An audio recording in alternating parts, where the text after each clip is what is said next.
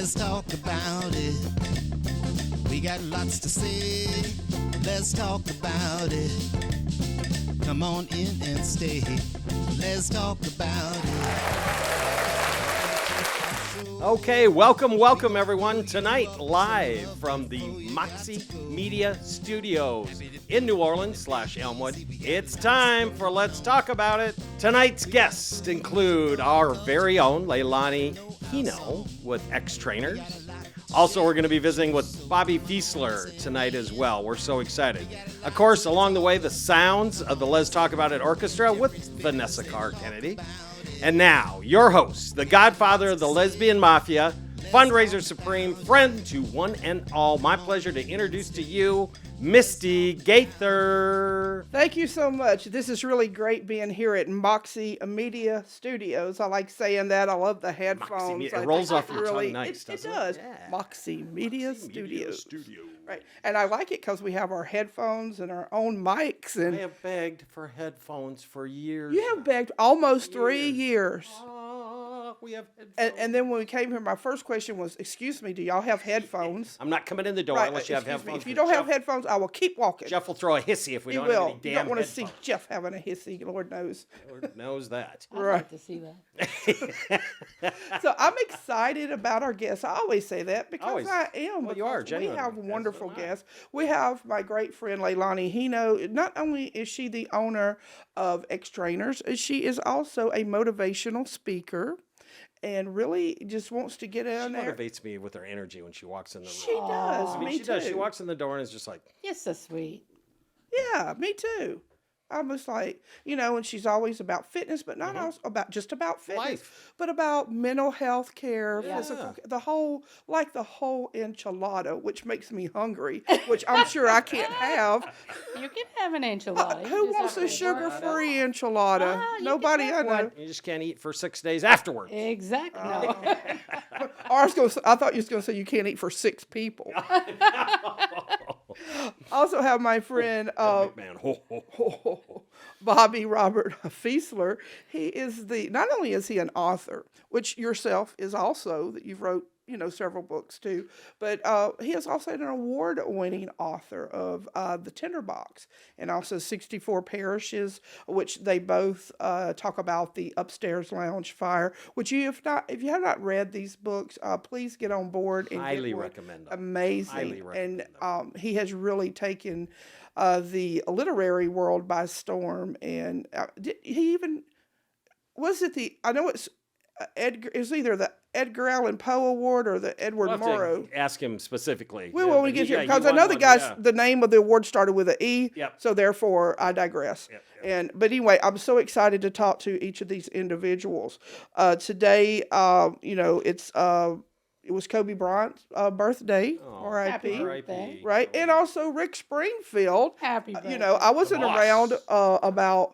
around Rick Springfield. I wasn't around Jesse's Girl when he was singing, but my mother told me that he was a great artist. So, Who was it? Whose birthday? is it? Jesse's Girl. Oh, okay. I said it with a straight face. What more do you want? And I'm excited and just thrilled, but not only those two adjectives, but really blessed to be here in the studios. This is great, It y'all. is great. And I like the logo and the, Kelly Elaine Photography and Brandon, they collaborated and made this. And it's really I think it's newsy. What do you Yep. think? Very much so. It is I like newsy. it. Yeah. So, it's just one of those things where it feels like everything's coming together. And I really like that feeling. Moving on up, as they say, huh? Well, I am happy to be Wheezy Where in did we the start? I duo. like being on the Jefferson. Yeah. Oh, we started WHIV, that's right. We did. We started there. It Take me was back there a little bit. right, and it started there. 2020, right? We did 1 or 2 shows, and then COVID hit. Was that all? Yeah. I thought we'd done several and then it hit.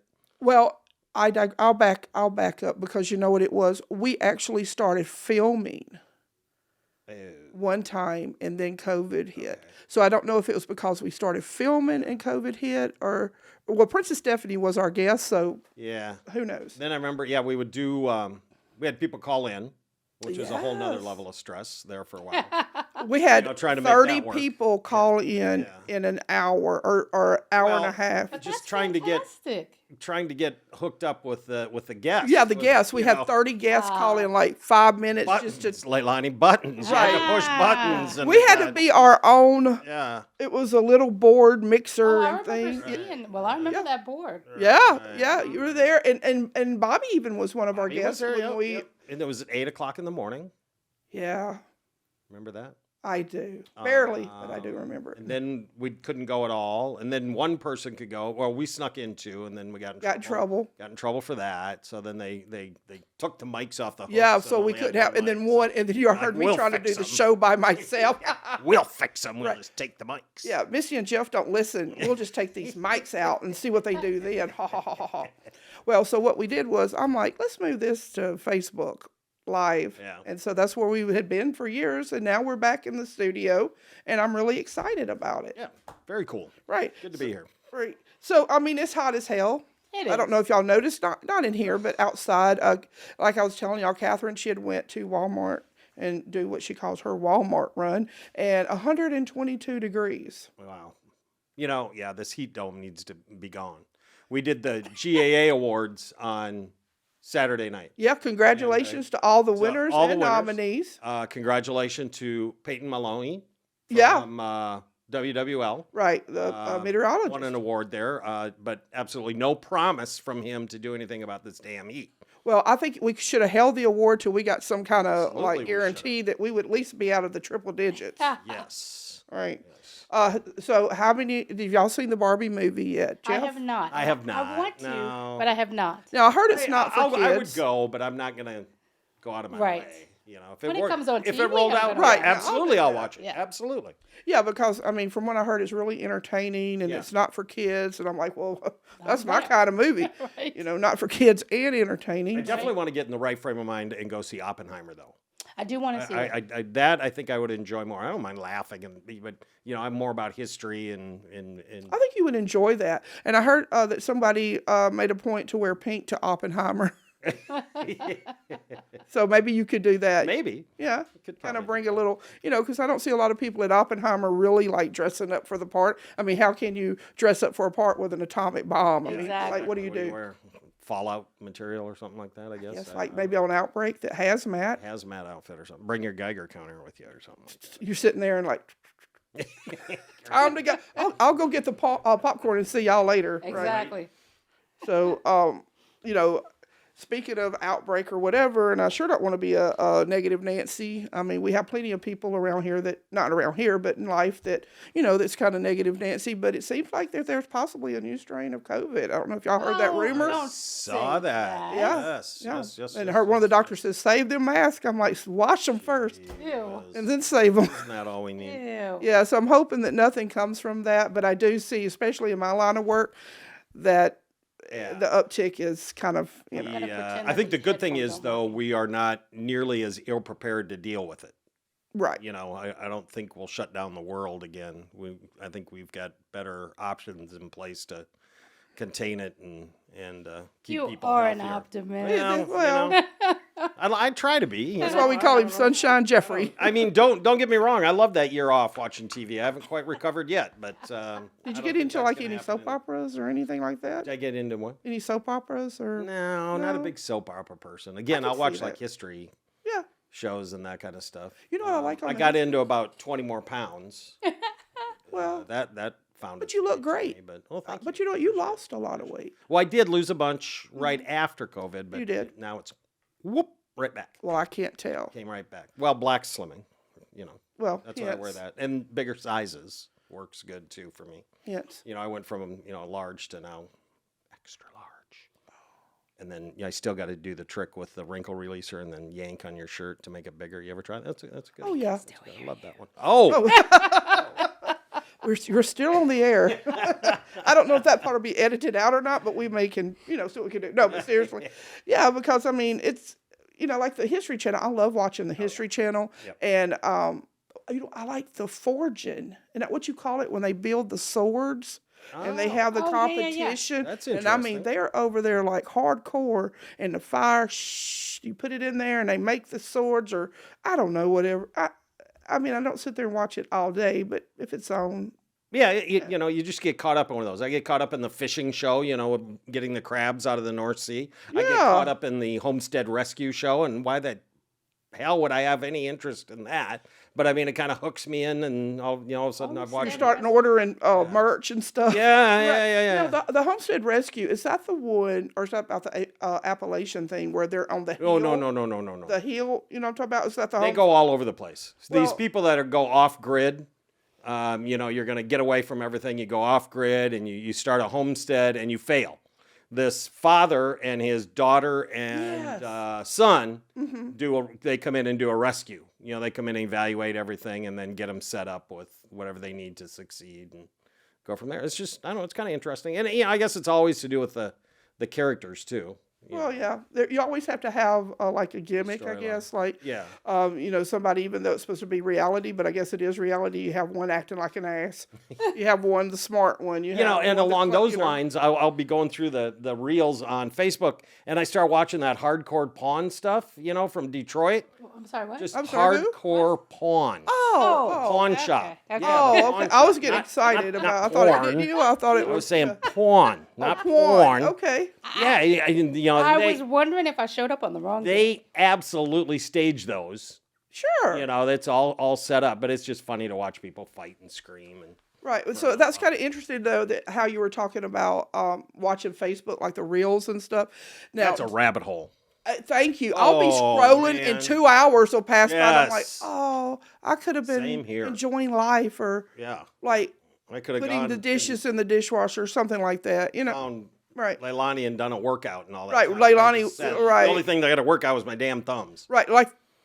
But you know what? There are some videos, and not the porn that I find satisfying. Mm-hmm. But like when they're mowing the grass. Have y'all seen those? And what are you talking about? No, you've got to get with it, Leilani. I know. Look, you watch these videos, and it's like stuff like when they do the horse's hoofs. Y'all got to get with it. Yeah. And like the lawns, they mow these people who have ratty lawns for free just so they can put them on YouTube and get likes. And these people are making good money. Viewing. That makes good viewing. And it's like it's calming. I didn't realize watching somebody mow a lawn. Well. Because I don't watch them. I pay them. It looks like hot, dirty, sticky, boring. But when they do the edges and they tear. You know what's sad? I really enjoy mowing my own lawn. I didn't realize it. We could go to Leilani's and watch her mow the lawn. We should go film that sometime. I know. Look at Leilani, y'all. The Lord, every day they don't have a lawn to mow anymore. So happy about that. Well, I'm glad ours isn't very big and we just hire someone. I was so proud as a new homeowner that I got to mow my own lawn. I was very proud of it, and I was very fussy, and I fertilized and trimmed and made it all pretty. And then, that lasted like 2 years. And I was like, shit, I guess I better go out and mow. Or hire the kid to do it or something now, because I'm with the latter part. Over it. Yes. So I thought I'd just throw that in there about the satisfying videos where, like I said, you can watch them and they trim and do the horse hoofs or the cow's hoof. Yeah, I've seen that. That's crazy. It is. Those guys' backs got to be bad, because they bend over and most of the time they're bent over and nailing that on there, and the horse kicks them, and thank God they're there. Well, some of them are like really well to do, and they have the machines. They put the cow in or the whatever, and they're poor little hoofs, but they say it doesn't hurt, which I'm sure it don't, because they would have done kicked the hell out of everybody by then. But anyway, so this is just my suggestion. If you get kind of stressed, or if you just want to kill 5 hours out of the day, watch lawn mowing, Misti reels. recommends lawn mowing and cleaning horse hooves. And cleaning horse hooves. I was going to say meditation, but hey. Well, I should be doing that too. So Leilani, enough about mowing lawns and stuff. So, like I was saying, you have the X-Trainers, and you just celebrated your 20th anniversary of having X-Trainers, and like I said, that was really congratulations. amazing. That's great. It's actually 33 years. It's 33. 20 years at at the location. Yeah. But like I said, you were at that location starting when you were 9. Yes. So therefore, right. Yes. And that's really cool. So I remember we filmed there. We filmed there one time. And remember Catherine with the... Oh my goodness. Y'all cut up so bad. It was so much fun. Look, we hadn't been back. I wonder why. Haven't been invited back. Right. She's like, no, I'll come to you from now. But anyway, when we see you, what do you call it, like resonate with you, like working out and what people don't know. Like I said, you're a motivational speaker. Absolutely. Very And motivational person is your aura when you come in the room. Thank You know, it's like workout or happy, smiley, bubbly. I don't know. Thank You know. yeah. Maybe your wife could. Maybe your wife could tell a different story about when you come in. And now our special guest, Brandy. Bring that dirt, girl. We gotta go. But tell us about that. I mean, is that what you want to focus on today? Is about the motivational part, where maybe like some people may not know that you offer those services. Well, I don't offer meditation. No. We do now on Saturdays. Come to think of it, I forgot all about that class. But X Trainers is actually it's a 3,000 square foot, completely private, accountability based personal training facility. Mm-hmm. So basically, it's not a gym. It's a personal training facility that's 100% private. And you asked me what was your question? Like, if you were wanting to bring up about the motivational part in your books today, or if you just wanted to talk about exercise, or hell, we can talk about all three. One of the things I'd like to focus on is businesses as far as being Yes, that's it. That's important to me. That's a topic I think that's not touched on enough. And I see a lot of times when I'm traveling, I go in different places, I'm trying different businesses, and you get there sometimes, and you work hard for your money, and you have your family with you, and you get in, and I don't even think about this until I get there, and then you're sitting down, you're eating. Not saying that this happened to me personally anytime recently, but I have seen friends and reports of being treated like you're being stared at because it's a same-sex couple, and Sure. those things. So one of the things I wanted to talk about is inclusiveness in the business with the LGBTQ community, and how important I think that is, and how a lot of local businesses and national businesses are not actually hitting or touching on that. So that to me is highly important. And that's one of the reasons why X Trainers is so private, because, well, really 3 reasons. One, because I'm a bit of a germaphobe, and when you start talking about a gym, anytime you have sweat, that's a petri dish for germs. So I'm very particular about cleanliness. But the other thing is a typical gym business model, when it's set up so that they oversell the facility. Sure. And so the goal is for only 20% of the population of their members to actually show up. So it's not really geared towards helping people lose weight or get in shape. And that's always bothered me, because the more people I can squeeze in over the fire marshal capacity, I mean, they outsell the capacity that they can do, because they want to charge you $10 or $20 a month. Same thing they do on an airplane. Exactly. You sell extra seats because the chances are some people aren't going to show up for the flight. And there's a statistic that 20% of the population that join, I mean, and you know this, so many people who join a gym and they never show up. Sure. They hope that 80% don't show up, and that's how they can charge $20 a month or $10 a month or something like that. Where our goal is, we're accountability based. You have to be there. It's one-on-one with your trainer, and it's private. So the only people in there are you and your trainer, and then everything is measured every single month. So you actually follow a path of how well you're doing. So we try to only target the 20% of the people who actually want to be there. So we're a lot different than other places. And then the final reason why we're set up that way is mainly because of how it's horrible to say, and what happens, and nobody really calls it out. But oftentimes when you go to a gym, if you're not already in shape, you get strange looks. People tease people who are in there who are overweight. That's the whole purpose of why they're supposed to be there. And that completes the circle of why people don't go to a gym. But that's the reason why they're there in the first. I've seen trainers tease people who are out, and dumb. I'm just crazy. Yeah. Right. So for me, that inclusivity is important, and that to me is just as it relates to being healthy and fitness wise. So you throw being openly gay in the mix in a gym that already has that mentality, and then it's a recipe for disaster. It's huge. It's a huge issue as far as feeling welcome when you go to a business, or any type of business, and I think that's important. So that's what I'd prefer to focus on. I mean, I'd love focusing on my business. Yes, we're wonderful, but all businesses, as it relates to inclusivity, is important. Well, because your business is multifaceted. Is that right? Yeah, absolutely. Is there your concept, what you've put out there as a business model? Are you the only one? Is anyone the only one that does that in the town or nationwide? In the region. In the region. In the region that I know of. I was the first to open a 24-hour fitness facility before 24 Our wow. Fitness came, and we were on Central Avenue, and it was Okay. Central Fitness in Metairie. And I didn't know I was creating something. I had no idea. And then that popped up with the 24-hour fitness. But I used to train at so many different gyms that I basically just took everything I didn't like or that made a person uncomfortable Right. and morphed it into a business. Very That's cool. basically the way, we're set up. Do you know how high the profitability margin is for a business that's inclusive of the LGBT community? Profits are 25% higher if your upper management is LGBT inclusive. Really? Yeah. That's Wow. fascinating. Any thought 25% behind that? Hmm? Any thought behind that number? Well, Why think that? about it. If you go somewhere and you feel included, Sure. you feel welcome, Sure. employee retention is higher. Yeah. So if employee satisfaction is higher, that's directly correlated to profits. Makes sense. So if I'm happy, I'm going to work harder. I'm not going to leave you. Right. And in the market we have today, you can barely find employees. And so if you discriminate, I mean, how do you think the second somebody can get another job? Yeah. If I don't feel welcome and I'm in the closet, I'm not forced to stay in the closet because I'm so uncomfortable, the first thing I'm going to do is go and run for another job. Sure. Sure. I mean, and it's so to me, it's common sense. I don't understand how more employers don't see that. Do you think it's because of the it's kind of doing an uptick now about the backlash of being LGBTQ in like some businesses? Take for instance, like the lady who got shot in California for just an ally for just flying a flag.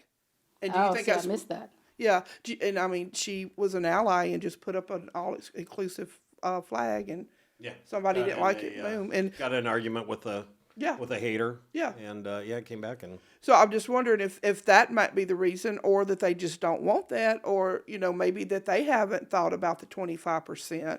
Because sometimes it's just numbers. It really ain't about even- that people that don't think about the humanity of it. Some people are just numbers people. Take that. Take LGBT out of it, and let's make it just men and women. For businesses that are more inclusive of women, women make 80% of the financial decisions in the U.S. Right? For just women, if you have more women on a board, let's say on your board at any company, your profits are higher. It's statistically proven that profits are higher, and it's simply because women can relate to women. So if a group of the same guys are all trying to market something to women that they can't relate to, it's like being a guy and having 5 sisters.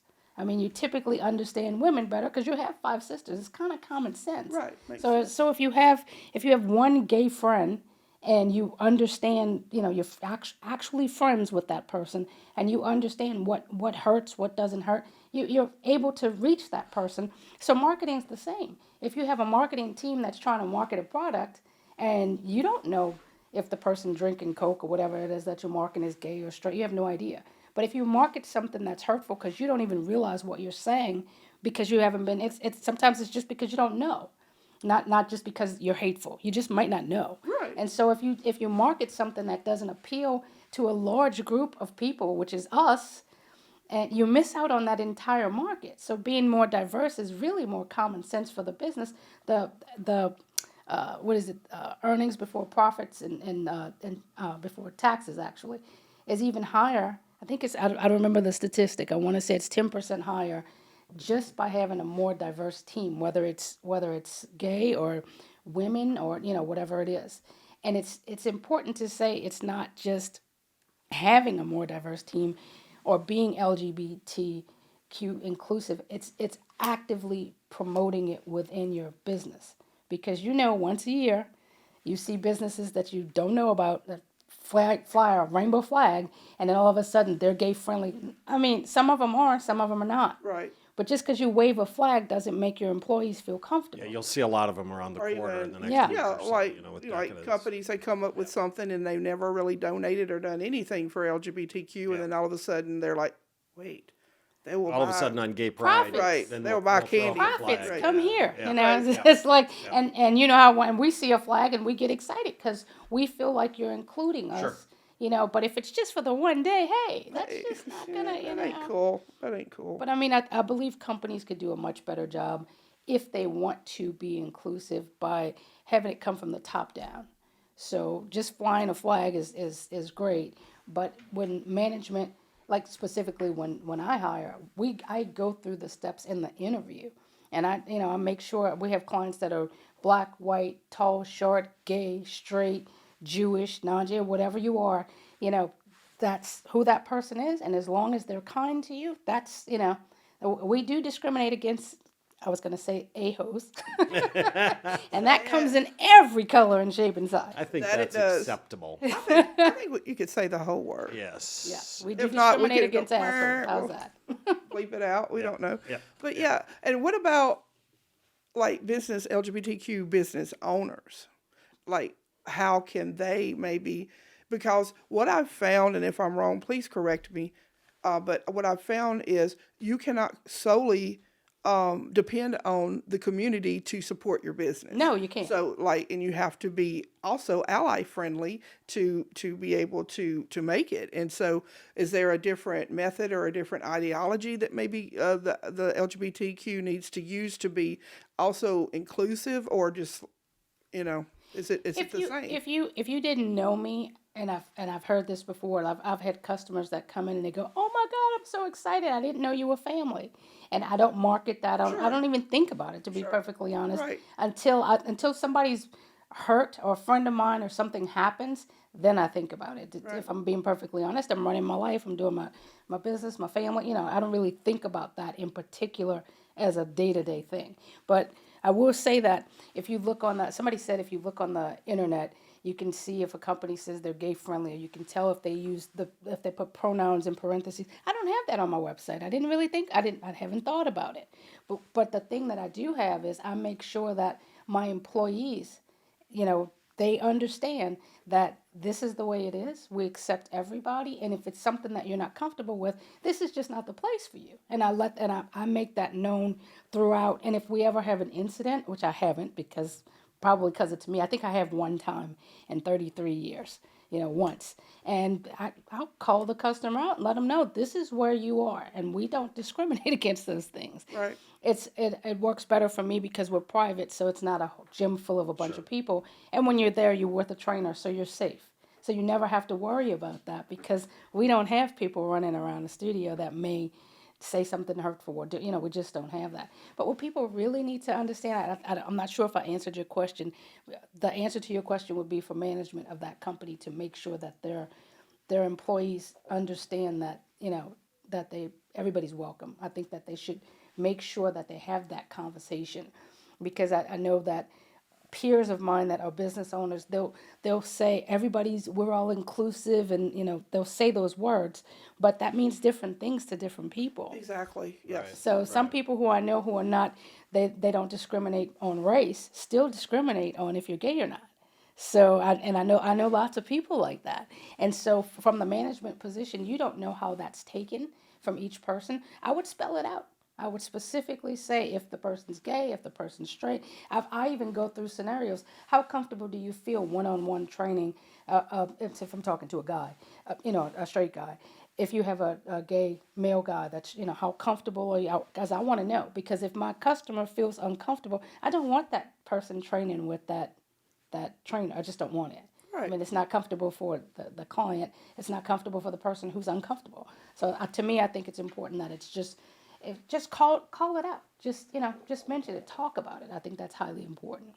And I think what happens is a lot of times we don't talk about it, and that's where misunderstandings come up. Or like you said, if the guy didn't say anything, you wouldn't know, and then he maybe would say something to, the gay guy, and it'd be a big, like they would get into it. So it's better. Communication is really key in everything. Direct communication. Yeah. So many people get their feelings hurt because somebody said something, and sometimes people don't really understand that what they're saying is hurtful because they haven't been taught. Now, once you've been taught and you keep doing it, that's a different story. You're a-hole. Yeah. Right. That's a different story, but oftentimes that happens and nobody talks about it. Now, let me ask you something now with your, your brand and you're talking about wanting to implement all this in businesses and things. Can people speak to you about maybe coming in and consulting at their business? Yeah, definitely. Okay. We definitely do. We do a lot of what I call white boxing.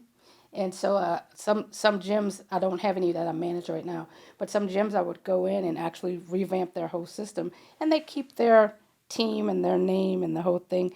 But we go through and kind of explain that this is like this and this and why. And yeah, we definitely do that. That's great. That's great. Yeah. Well, I think that Leilani actually has been probably our most frequent guest of all time. Do you think that? I would think so, yeah. Do I get a punch card? You should. I thought you was going. Oh, I want like a little card, you know, you put a well, little punch you know thing. what? I think after the 10th one, you get. I don't know what. I want something.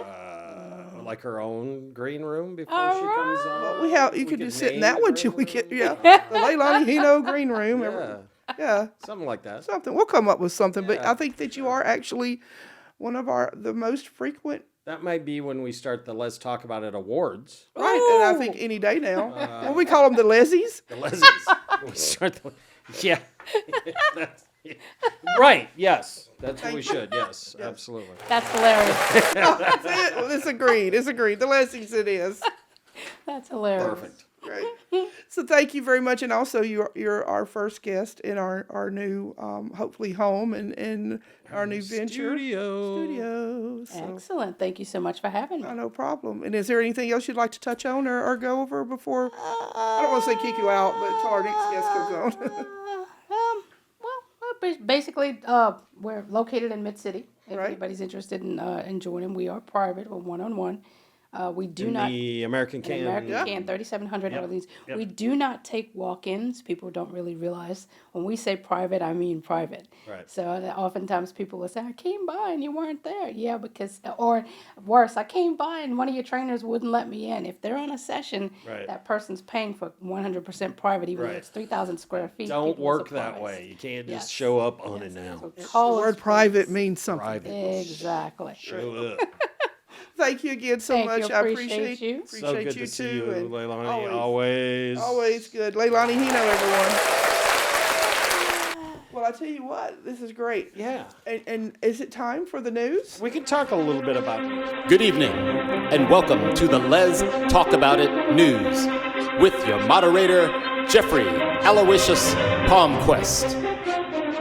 I did something a little different tonight, though, Misty. I didn't do the typical, read a headline and do the story. Okay. What I did, I was going through, and there's so many. And the thing is, it kind of brings me down when I go to do the news, because as you know, as I say every week, that go to lgbtqnation.com for more. Sure. But I find all the news headlines are just like negative Nancy stuff. Yeah. I just kind of get tired of it. And I go to the life section, I look for fun stories, and they have them. But, unfortunately, I guess like any other consumer, I go back to the nasty headlines. And that's why I'm kind of like, eh. So instead of going in knee deep or waist deep or neck deep on news, what I thought I'd do is I just copied a few of the headlines out there. For example, appeals court allows Alabama's gender-affirming care ban to take effect. Sad, Very sad. right? Yep. Yeah. Catholic schools tells trans kids to act like their biological sex. Sad. Also sad. Yep. GOP official pressured city council to block gay pastor's nomination to the library board. Sad. Sad. Yeah. GOP official protests trans rights by displaying a 16-foot penis sign in front of children. Now, I wouldn't even throw that as sad. That's. I mean, And then, of course, the very sad story out in California with the lady who is a LGBTQ plus ally, right. was flying the pride flag, and it looked from some of the pictures, some other rainbow paraphernalia in front of her clothing store, I believe it was.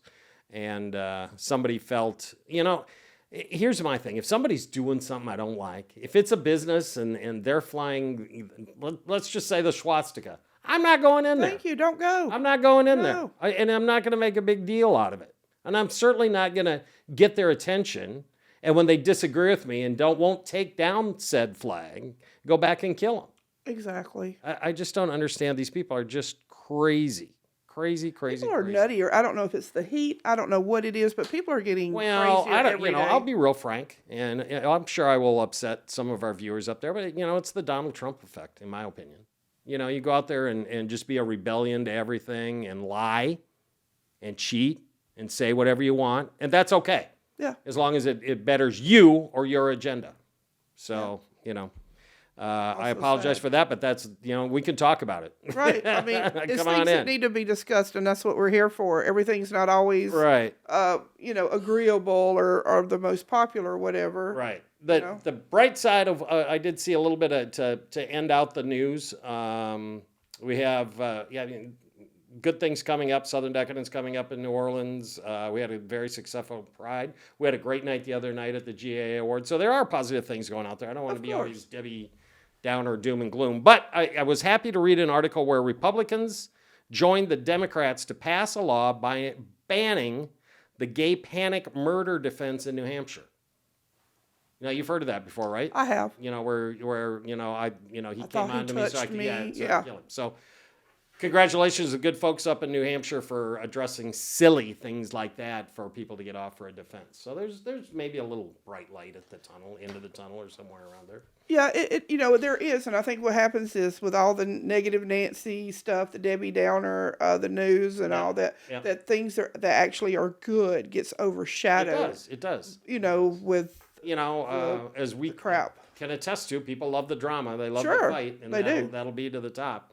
It is tough what to it turn is. on the news some days. It is. For sure. Right. That's why I watch the mowing videos.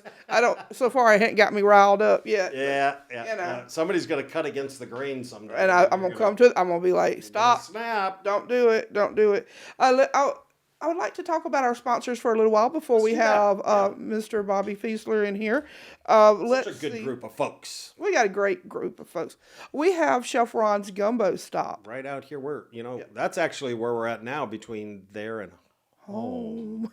Right. You can never go wrong with Chef Ron's Gumbo Stop. Wonderful food. He has, of course, the gumbo. And have you ever had his salads? I have.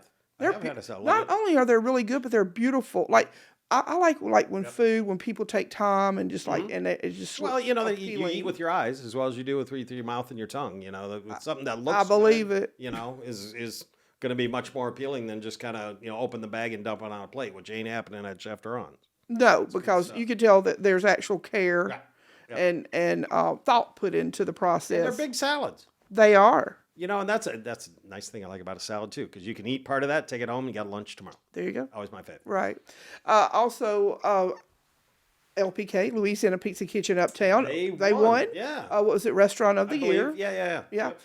Rob always, him and Chef Ron, they have that in common where, that they always do a lot for our community. They step up. They do. They really do. They really do. And so congratulations to Rob for winning the Restaurant of the Year.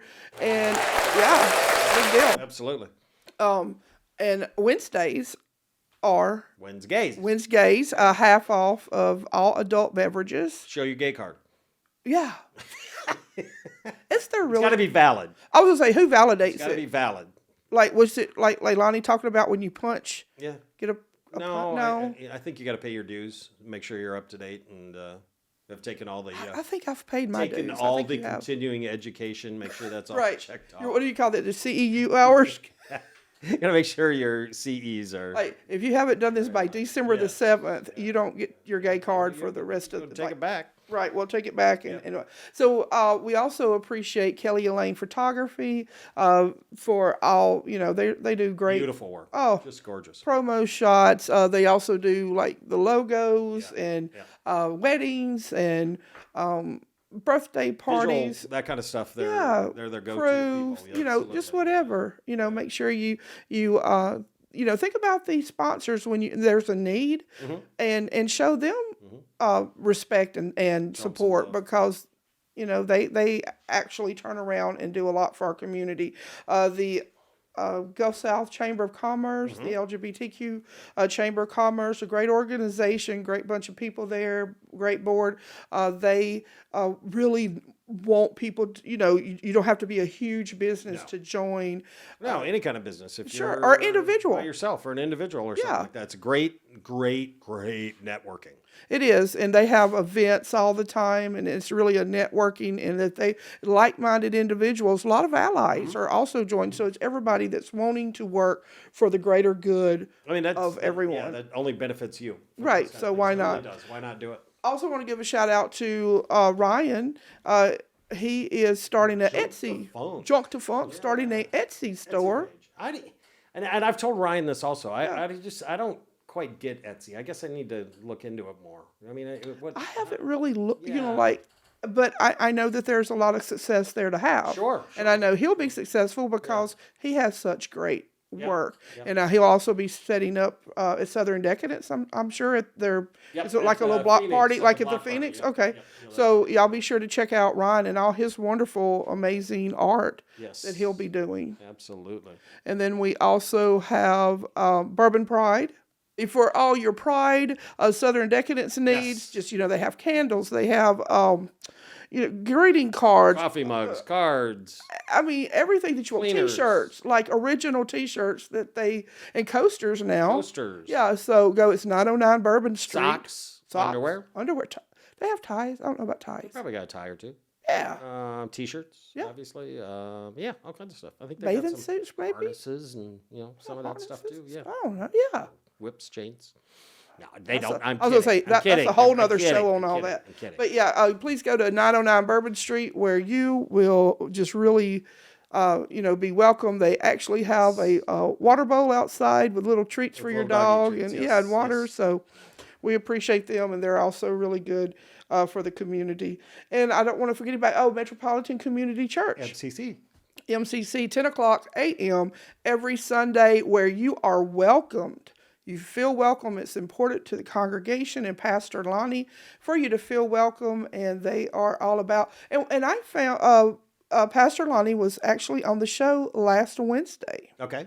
And I'm trying to remember the name of it, but it's Rainbow something, where that the MCC Church, they donate even to overseas to promote different people, with maybe having trouble with the LGBTQ, because, overseas, we have a time here in the USA, but overseas, places, they'll cut your head off for whatever. Yeah, we think, we can bitch and moan about what we got going on and how uncomfortable we are with what's going on. We don't know. And I mean, justifiably so. Right. But, you probably haven't lived until you live somewhere where you face death for doing what we're doing right here. Right. Oh, no, they would have done stormed in here. And So we appreciate the Metropolitan Community Church, MCC of New Orleans, for all that they do. I don't want to forget anyone. We'll be back with Lefty Lucy on September the 13th. I am super looking forward to that. Yeah, it's her 40th birthday, and our very special guest, did I tell you our very special guest is going to be? Yeah, you did tell me. I'm excited. That's very cool. Scoot on the Air, WWL 870. He will be our special guest, and he is looking forward to staying with us afterward, and we're watching playing some burlesque bingo. Yeah, so that's great. I don't want to forget anyone. I'm sorry if I did. I think we're good. I think so. Yeah. So we need Bobby. Yeah, let's get Bobby in here. Everybody. Bobby in here? I don't know. We don't have a buzzer. Right. I know. Maybe he does a special knock. The light comes. Yeah, Is that Bobby? There we go, Bobby Feisler, everyone. Hey, we got. That's an entrance. Yeah. That's perfect. I love that sound. Welcome. Isn't that great? Mm-hmm. So how are you doing? I'm doing well, Misty. It's so good to see you. It's always good to see you. I saw you Saturday night at the awards. Yes. You and Ryan. And, look at there. That's one award that I haven't won as a book author, as a writer. I have not won a Gay Appreciation Award. Well, there's always next year. So maybe that can be like a focus. Someday, hold out hope. Hold someday. Out. Yep. I wasn't prom king either, so I don't know. Slide to your left just a little bit. Yes, sir. There you go. And throw that. I thought that was God talking. I was like, what? The headphones, throw those on you. Yeah. Yes, you sir. don't have to do all that.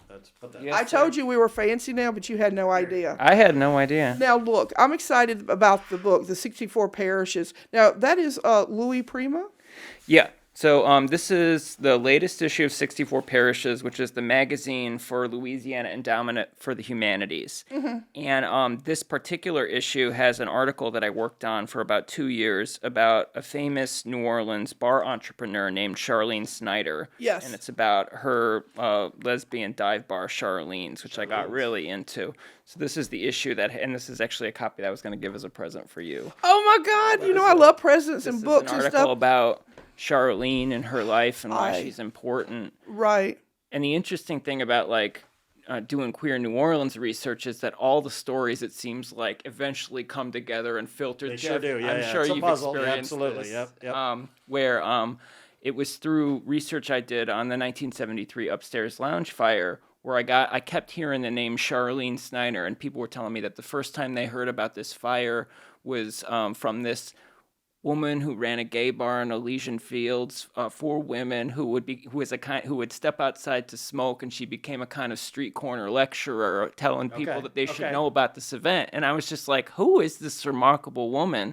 Then I stopped by outside the bar and I saw that there was a memorial plaque. Yes. And I was really moved by the plaque, and I was like, I don't know if you ever have this happen to you, Jeff or Misty, but I was just like astounded by my own ignorance. I'm like, I need to know this woman so badly. Oh yeah, I think we've both had incidences like that where you're like, how did I miss all this? You just feel like you missed. And I mean, I didn't have the pleasure or the honor to meet Charlene because that was before like my time being here, and so I didn't get to meet her. But I've got to meet Linda, her partner, and amazing lady. I took the trip to Bay St. Louis. Did you now? Did you go play golf? Times. I didn't play golf with Linda, although she does. Linda did organize a charity golf thing for breast cancer charity every April. Which was something Linda started with Charlene after Charlene retired from her bar in 1999. But I did drive out to Bay St. Louis, spent some time with Linda Tucker, and I got schooled on everything about the lesbian bar scene. And I was just like, it's always an honor to interview people, but Linda and I became buddies. She's got her place out there is so cool. It's like a estate that she built out with Charlene, where it's this beautiful house. It's got all this memorabilia from the original Charlene's bar, including the sea tile mosaic from the floor of the bar. Wow. They reconstructed it there. And then it has a beer hut there with its own liquor license. Oh, cool. She's so cool. Now, was Charlene's the only bar she had? Yes. So Charlene, she had never opened up another bar. It was 1978 in the beginning. It was right after the anti-Anita Bryant protest was victorious, and Charlene, in the midst of the elation, she'd been working for Times-Picayune, and she got laid off from Times-Picayune, and she got a sizable severance, and she thought, this is my time. She'd been a bartender at other lesbian bars, but she'd never had the opportunity to open her own place. And so she's like, well, I got this startup cash, this loot, and there was this old pharmacy on Elysian Fields it was a family-owned chain. I don't know if any of you heard, called Castillo Pharmacy. Okay. So she walked in, and Charlene was cost-conscious, so she walked into this bar and saw the seed tile mosaics on the floor for Castillo, and she's like, this might be my place. And then she said there was an omen that told her that the place on Elysian Fields was going to be right too in North Rampart, where she had the key to her apartment door fit the door to the bar lock, the lock to the bar door. So she just keyed open, and she was like, this is my spot. It's calling me. Yeah. And then for the next 22 years, it was like this lesbian nexus, also this major gay political meeting house and a political nexus, and Charlene got a lot of people involved in all sorts of rights initiatives and whatnot. And also, that bar was so important. Early on in her career, Ellen DeGeneres was a Charlene's regular in 1981 and 1982, and Ellen at times performed in Charlene's. And then in 1986, there was a young ragtag singer-songwriter who was then unknown, about to be famous, named Melissa Etheridge, that came to Charlene's and performed with a blue mohawk on the small stage. There, and then by the next year, she'd gotten famous. She had a self-titled album, and so it was this kind of crossroads that a lot of people pass through. And I honestly fell in love with the place, and I feel like I missed out. Do you ever hear about these bars that existed way back when in New Orleans? Sure. Yep. The unique energy, it. Right? Yeah. like Charlene, and like you said, they never, and she was so protective of the girls. Oh, as yes. they call it. And this is just like, because I loved, I love talking to people about her and what an amazing influence that she was on Oh, yeah. New Orleans, and especially lesbian history, and how that, it was so dangerous for everyone out there. yeah. Like, she would, like, I thought about that when you said, standing out there smoking or whatever, but she was constantly like watching. Oh, yeah. Because they would get raided or they would get picked up if they just walked out the Yep. bar, and she was just such a stickler for protection Yep. and representation. Yeah, because she'd been arrested. So Yeah. in the mid, She lost her job, Yeah, from she what I was heard. working for NASA Yes. at the Michoud facility, and she got caught in a bar raid of a lesbian bar in the Quarter. She actually had escaped the bar raid, but she went back in because her sister Diane Schneider was inside and didn't Diane. know it was being raided, so she wanted to be arrested with her baby sister, was also a lesbian, and so they were placed in the same paddy wagon. And her caseworker at NASA, which is like a federal functionary that was tasked to investigate suspected queer folk back in in the 20th century, this would happen, saw her at her she was called to court the next morning just for an ordinary hearing, and the caseworker was there and saw her and then reported her to federal authorities. And so then when she went back to work at NASA, 3 federal agents interrogated her for 2 hours, and then she said they fired her like a dog. They just threw her out. And back then, like, the idea of losing your career, your entire livelihood, like, that was a great job to have, devastated her. And so she'd only after that, she only for the next few years only worked as a bartender at lesbian bars, which was good for her that she found the community, but also bad for her because those were the places that continually got targeted. Sure. So she was arrested multiple times. Her name would appear in the newspaper. Then her parents would see the name in the newspaper, and it was this ritual mortification. So when she opened her bar in '77, she wanted that to be a safe place for other women, so that other women would never experience what she'd experienced in her young life. That is such a great chunk of history, and and sadly, and Bobby, I applaud you for putting this history out there, because I think the lesbian history is a little bit overlooked. It really overshadowed, is. Yeah. by the other events that happened in New Orleans. So I think these are such fascinating stories. I knew about Charlene, but I didn't know about all this. So very important that you're bringing this out. It's weird. You research these stories, and I don't know. I feel like I fall in love with these New Orleanians, and I want more people to know about them, and I want them to know what they did and why it was important, and also the stands she took. So whenever throughout the 80s up into 91, there was this 11-year-long effort to pass an anti-discrimination ordinance that would protect for sexual orientation. And every time they would hold a hearing at the city council, Charlene would step up and lecture the council members, with a, come on, you guys, we're not asking for anything other than equal rights. And she was just so frank. She shot from the hip. I even found the transcripts, and I was like, The man. transcripts from the meeting. Yeah, Wow, I was like, that's what great. a cool woman. Amazing. Right. I wish I would have known her personally. I got me to too. meet Diane, and Linda, like I said, but to have met Charlene and to kind of, would have that, I don't know. It's really something that I do miss, that I never did get to know her personally. I've never been in my lifetime, because I'm of the generation that never got to step into a lesbian bar. I missed the whole lesbian bar scene. By the time I came out in the early 2000s, and then I got swept off the market pretty quickly. And I was when I lived in various places in Brooklyn with my husband Ryan, we were just going to mostly straight dives. But I didn't know that there were that my window of opportunity was closing to actually go to lesbian bars and to see these really important spaces as they existed. And I don't know. I hope there's a rejuvenation. I hope there's something. What is it? What is it nationwide now? How many left? I mean, it's a number. Maybe down in the teens even. I think it's even below Yeah. that. I think it might be 7, 8, something like that in the whole nation anymore. Because if I'm wrong, I'm sure someone will correct me, and that's cool because I want to get it right. But I think that the last one may have been in the 2000s, 2010, something. I know in Metairie. Yeah. I bartended the lesbian take bar it back. there, the Sanctuary. But Ruby Fruit Jungle, Yep. Mary Poppins, I think it was 2012 or whenever it was. Yep. And that's been it really. Yeah. I mean, Currently, or according to Google, 27 currently Okay. operating. Yeah. yeah. So So you think That's still crazy to think nationwide there's only Yeah. 27 lesbian bars. And then you have to wonder why that is. I mean, it's just like the makeup, like with the the lesbians, when you find the person you want to settle down with, and you just kind of like hang out at the house, or is it like what is the? Do you think that's it? I have a couple of theories on that, but it's like I think that's one of them that you just kind of want to. Or we'll just go and meet up with friends to watch the game. And in the meantime, you have a culture that's dying or is dead. Hope it's like you said, where it gets rejuvenated and, brings back. But you got to have support. You got to have support of the lesbian community. You got to. I think you don't see it right now, but you're going to see similar with the gay bar. The gay bar is all inclusive now. Sure. To welcome everybody. Sure. But especially with the younger generation, we see a lot of that fade. They don't need to go to the gay bar if they don't want to. Right. They're more accepted.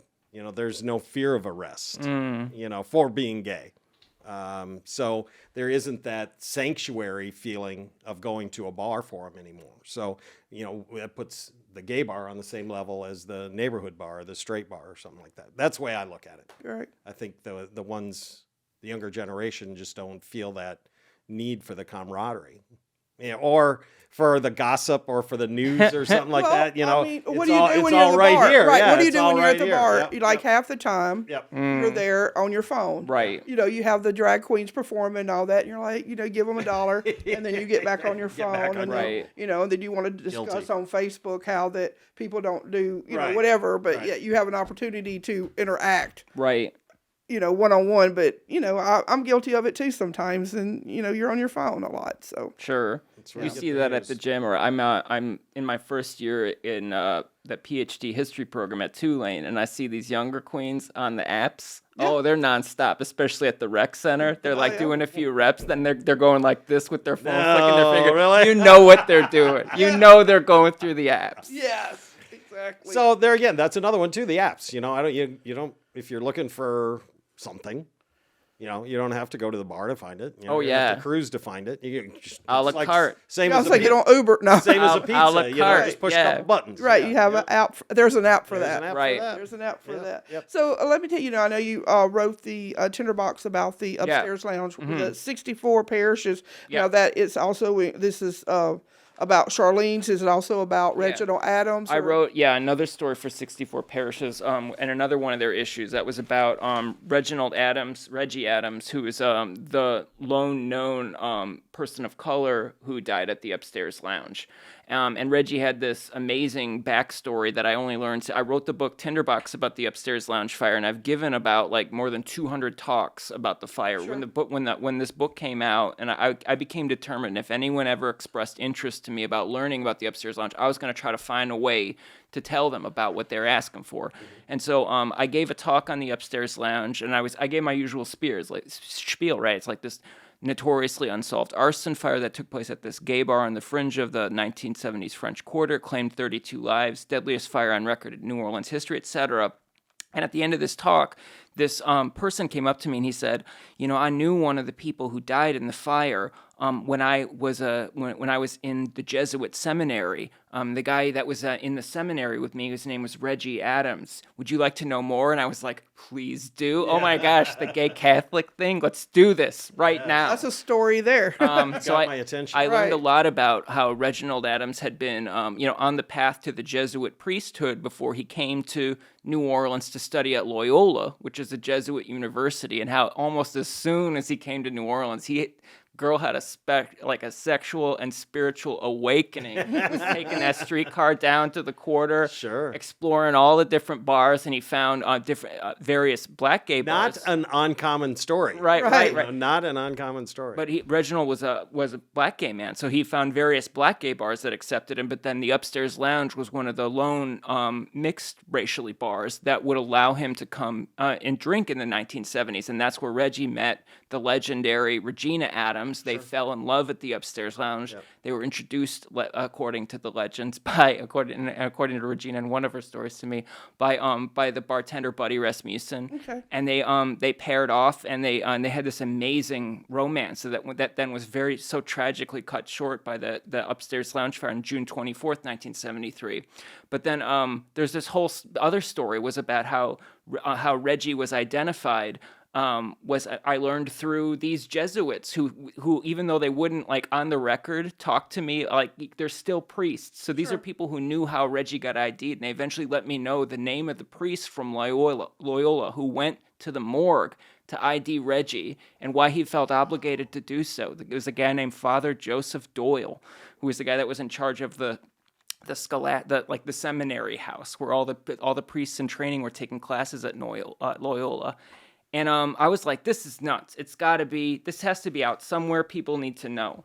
So that was another article that I did for 64 Parishes where I was like, I felt you hear these stories and I'm just like, man, people need to know. Sometimes I feel like I'm not the right person. I'm a cis white gay man. I'm not always the right person to tell these stories. I try to look to see, are there other people telling the Reggie Adams story? Was there someone else at the time, telling Charlene's story, especially the angle I was taking on it? But sometimes these things just, I don't know. Do you feel like they call to me? And I want to burrow into them. I want to find the facts, and then I want to lay the facts out for everyone to know about these. I think these it's on amazing the contrary, individuals. Bobby. I think you're the person that needs to I do think that. so too. I mean, his You passion, don't have to be lesbian. You don't have to be black. You don't have to be white to tell the story. To tell the story that isn't being told.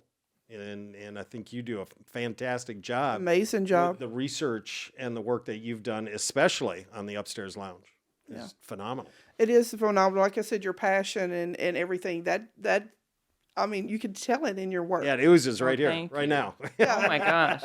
Well, no, people need to know. And then these acts of memory, even though these are about difficult topics, because oftentimes people fear. I grew up in the Midwest where everyone fears negativity. Even if it's a tough topic, they don't want to talk about it. Right. But I feel like speaking about the Upstairs Lounge, I've seen how this acts of memory like this lead to accountability of leadership and actually can lead to changes at the policy level. So in 2022, I didn't even know there was someone that was standing me on I used to use Twitter before it got mean.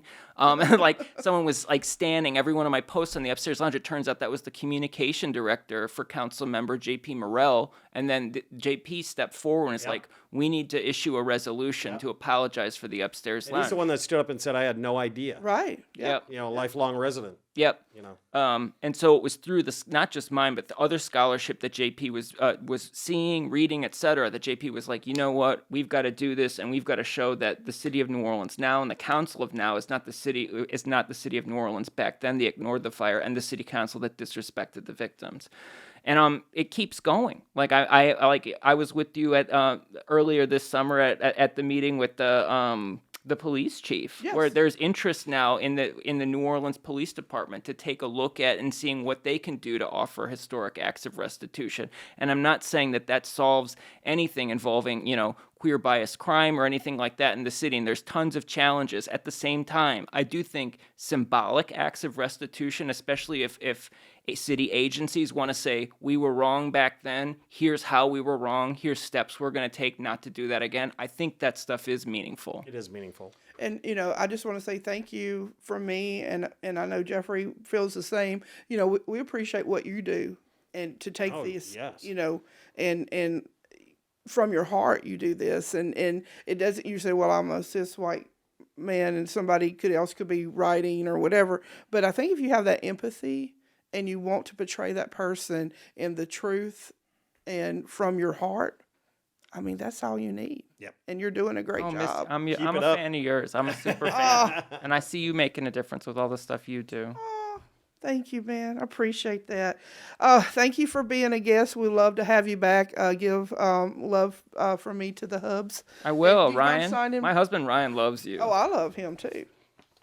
I mean, we're not running off together and nothing like that. No? Well, maybe tomorrow.